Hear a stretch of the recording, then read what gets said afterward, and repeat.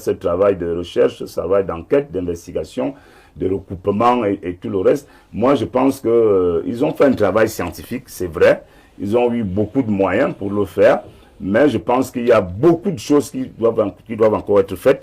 Et je vous ai dit que le président lui-même a reconnu le 28 janvier dernier au Palais que c'est un début. Ce n'est qu'un début de vérité. Un début, ça veut dire qu'il y a beaucoup de choses encore qui doivent être faites. Et je crois que si le président l'a dit, il est conscient.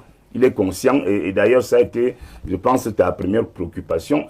Comment est-ce que les gens qui nous ont tués sont eux-mêmes encore maîtres du rapport. Tout à fait. Ça suscite quand même un certain nombre de questionnements. Et donc, ça veut dire que... Et là, je posais le problème de crédibilité. Bien entendu. Si moi, je suis venu dans ton village, je suis venu commettre, je ne sais pas moi, des exactions, des meurtres, des assassinats. Et après, c'est le moment venu, c'est à toi qu'on demande de faire le rapport. Oui. Est-ce que je vais vraiment tout dire?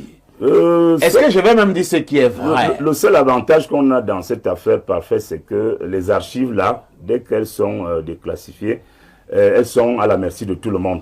Donc c'est des archives qui sont là, que beaucoup de gens ont visité, ont feuilleté, ont parcouru.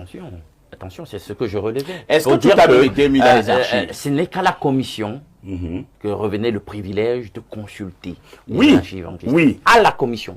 Donc, or, la commission elle-même, tu le relevais, est déjà cooptée par le président Macron. Oui. La commission, même quand vous la voyez, vous vous posez des questions de la provenance des personnes qui sont... C'est mon problème. Et donc, moi, je me suis posé la question, les gens s'y sortent d'où?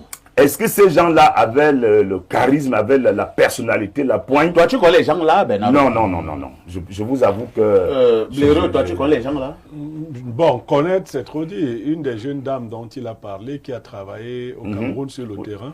Tu la connais? Oui. Donc, tu connais une personne? Oui, mais je vais vous dire quelque chose de plus grave. Oui. Si tu étais ces gens ou les Camerounais que nous connaissons, la technique qui a été utilisée, c'est la technique d'un fumage avec beaucoup d'argent. Vous comprenez? Et je crains même que vos historiens camerounais n'aient pas pu produire grand-chose. Parce qu'ils n'allaient pas voir ils n'ont pas l'habitude de voir un tel argent. Oui, non. Si vous versez... Vous n'allez pas manquer trop de respect aux historiens camerounais quand même. Ici, je dis quelque chose. Vous savez, on se connaît. Nous sommes comme les Ivoiriens, nous nous connaissons en détail. Vous versez beaucoup d'argent aux gens. Ils vous laissent faire, ils commencent à réciter ce que vous voulez. Oui. Beaucoup d'historiens camerounais ont même contribué à obscurcir l'histoire du Cameroun. Moi, ce que je veux qu'on retienne, c'est que le fait que ça commence à s'ouvrir là, ce ne sera pas avec Macron.